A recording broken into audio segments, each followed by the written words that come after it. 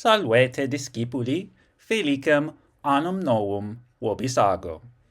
Hodie spectatis lectoram primam capitis viginti unum. Third and fourth conjugations, present passive system. Hodie discemus. Primum vocabula capitis viginti unum. Dende grammaticam capitis. Okay, we will learn the passive in the present tense, the passive voice of the present tense for third and fourth conjugation verbs. We'll also learn the imperfect tense of the passive voice as well as the future tense of the passive voice. Collectively, these form the present system, so this will be the present passive system for the third and fourth conjugations. Nunc discemus verba vocabulorum capitis viginti unum. In hoc capite sunt septem verba: contineo, iubeo, laboro, rapio, relinquo, scio, tango.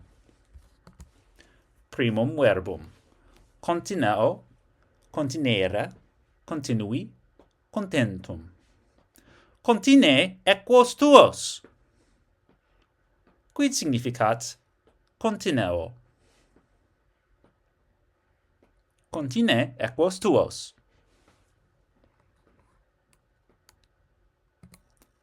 Proximum verbum: iubeo, iubere, iussi, iussum.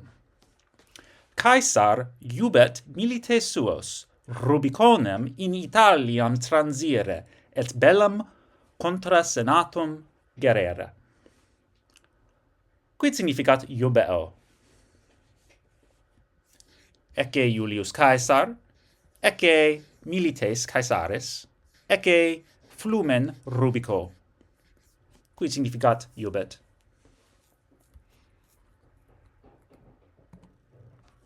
Proximum verbum: laboro, laborare, laboravi, laboratum.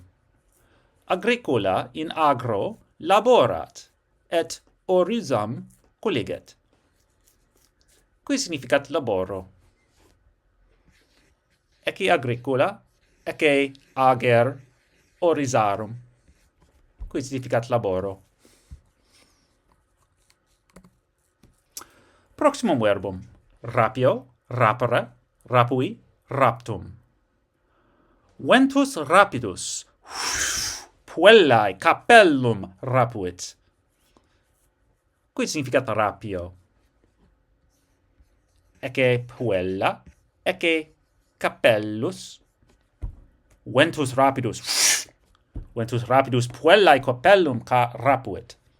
Quid significat verbum?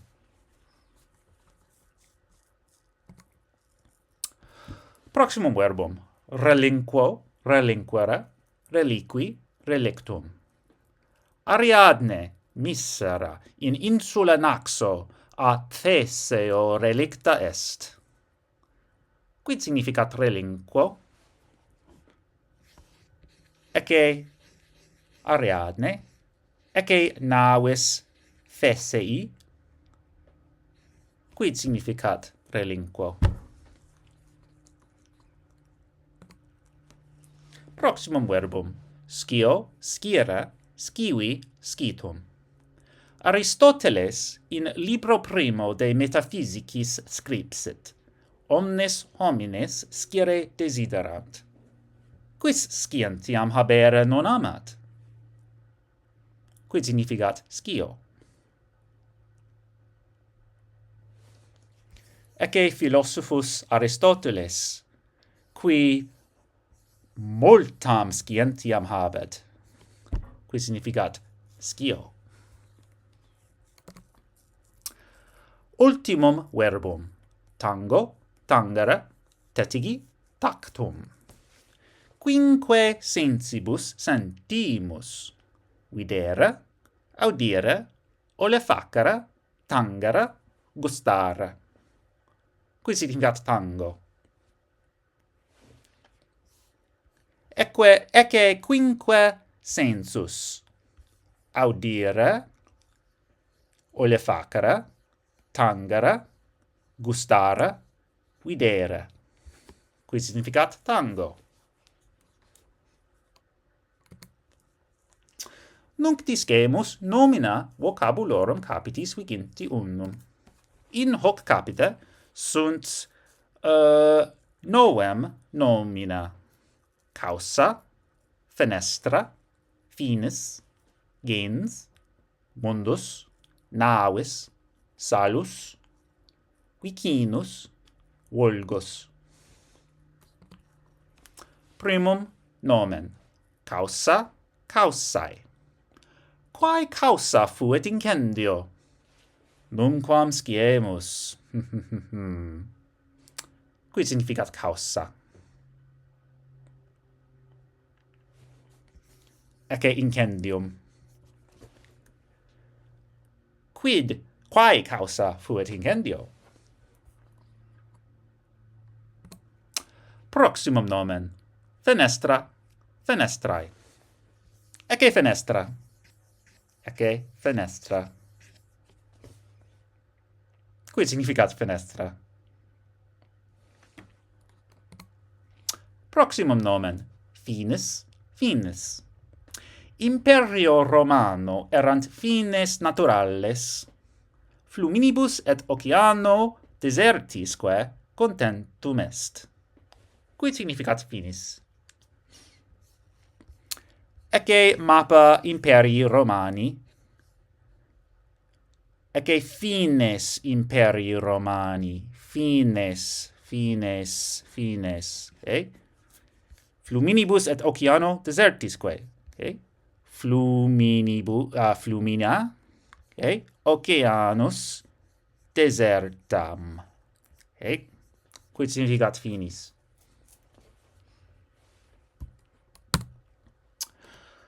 Proximum nomen: gens, gentes.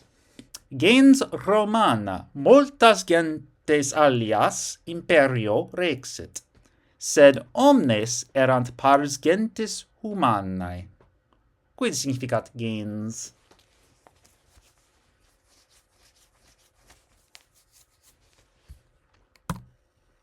Proximum nomen: mundus, mundi.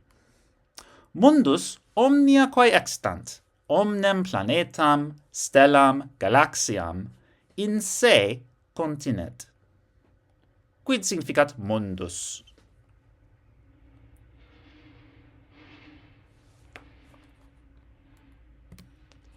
Proximum nomen: navis, navis.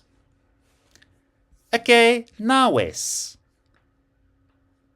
Ecce navis, ecce navis, ecce navis. Omnes sunt naves. Quid significat naves? Est facile.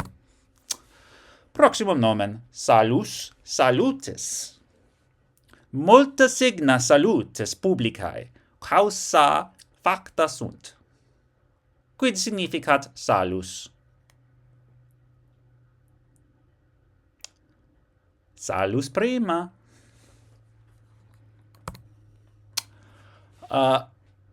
Proximum nomen: vicinus, vicini. In Malibu sunt cassae diversorum colorum. Cassa media tota nigra, sed cassa vicini eus est rossa et purpurea picta. Quid significat vicinus? Ecce cassae in Malibu. Ecce nigra cassa.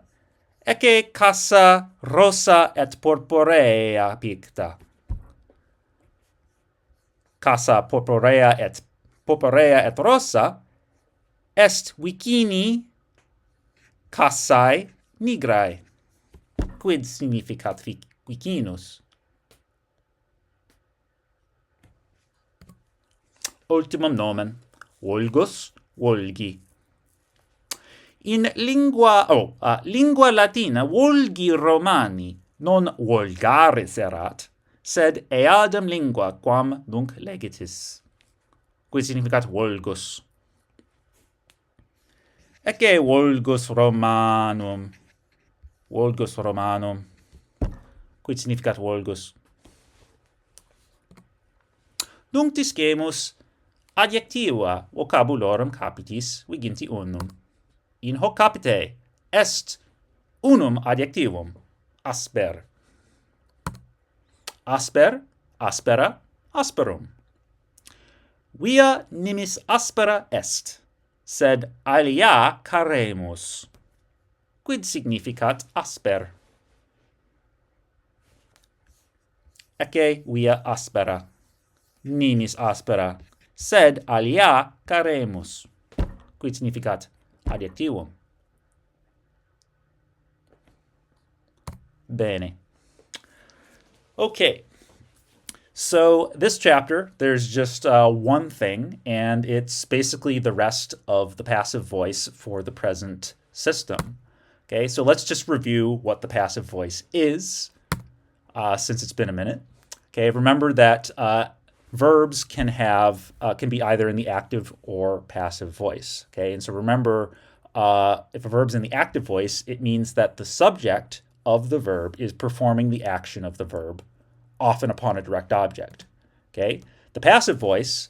Okay, if a verb is in the passive voice, that means the subject is not doing the action, but having the action done to it. It is receiving the action of the verb. Okay, and you actually have to express who is doing the action or what is doing the action with another noun in, say, the ablative of agent, usually.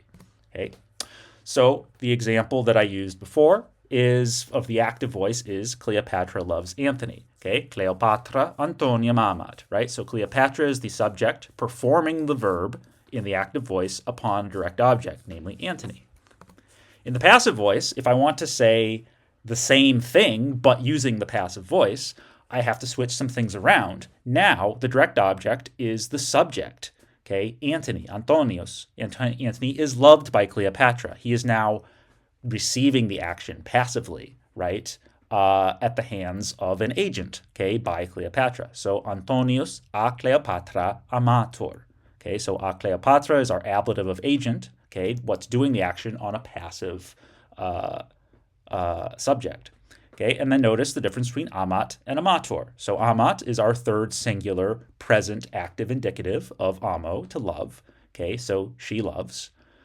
Amator is the third singular present passive indicative. Okay, so he is loved, is being loved. Okay, so we see that it is conjugating with a different personal ending. Instead of just a T, it's a TUR for the third singular. Okay, also notice that amo is a first conjugation verb. Okay, so we're going to have the stem am plus the stem vowel, the letter A, plus the personal endings. Okay, so stuff you're used to. So let's start with the present passive system.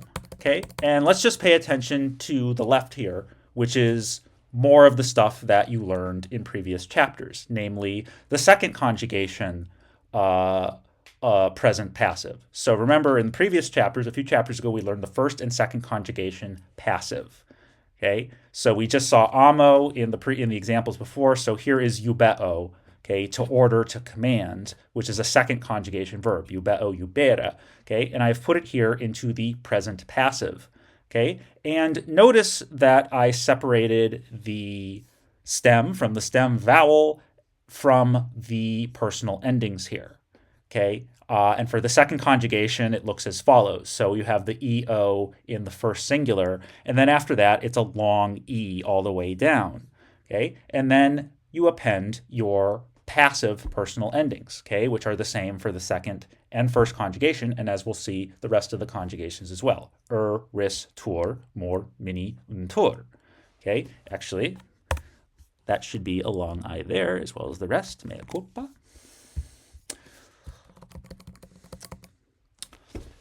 So remember, I am ordered, you are ordered, he, she, it is ordered, we are ordered, y'all are ordered, okay, they are ordered, okay? Now, let's look at third IO, and fourth, okay? You'll notice that it's a similar process. The same set of personal endings regardless of what the conjugation of the verb is. That's nice, okay? And also, of course, we start with our stems. So tango, to touch, okay? So we start with tang. We have capio, to seize, to capture, to take, okay? Cop. We have audio, to hear, listen, out, right? But notice that just as in the present, our connecting vowels are going to be a bit different. Okay, so for the regular third conjugation, it's just going to be that O. Okay, tangor, I am touched, I am being touched. Okay, in the second singular, okay, we have tangares. It switches to a short E before the personal ending. But notice it's a short E rather than a long E. So euberes, okay, you are being ordered versus tangares, okay, you are being touched. After that, we have the letter I as our stem vowel. Okay, so tangitor, he is touched. Tangimor, we are touched. Tangimini, y'all are touched. But then it's tanguntor. Okay, you may notice that these are the same. This is the same order of vowels that we see in the present active for the third conjugation, and we also see these vowels right when we form other things as well. Okay, now let's look at third IO and fourth. Okay, and guess what? It's the same thing as before with sort of the letter I and before a lot of the things, but it's lengthened in the fourth conjugation.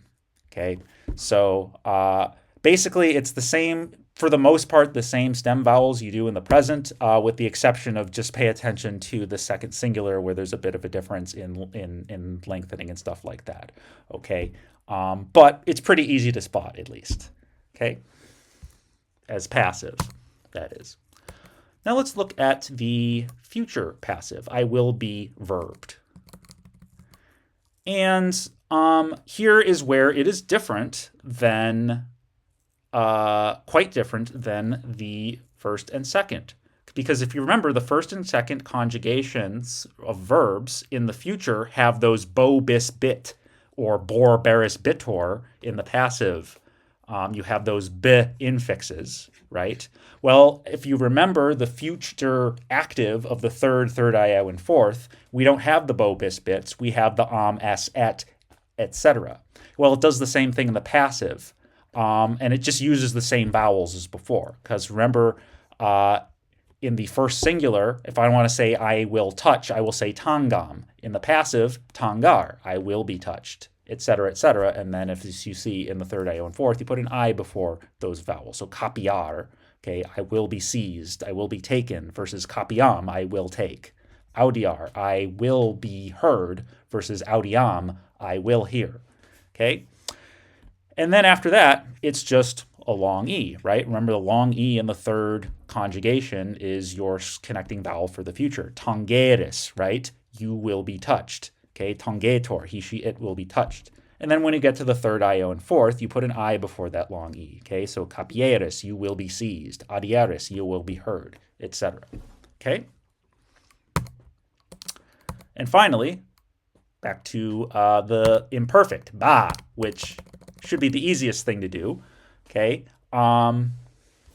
it's actually, you remember the imperfect passive for the second conjugation, eubebar. Okay, so you were being ordered, I was being ordered, eubebaris, you were being ordered, etc. Okay, that connecting vowel is just a long E all the way through. Well, guess what? In the third conjugation, it's also a long E, just as in the imperfect active. Okay, tangebar, you, I was being touched. Tangebaris, you were being touched, etc.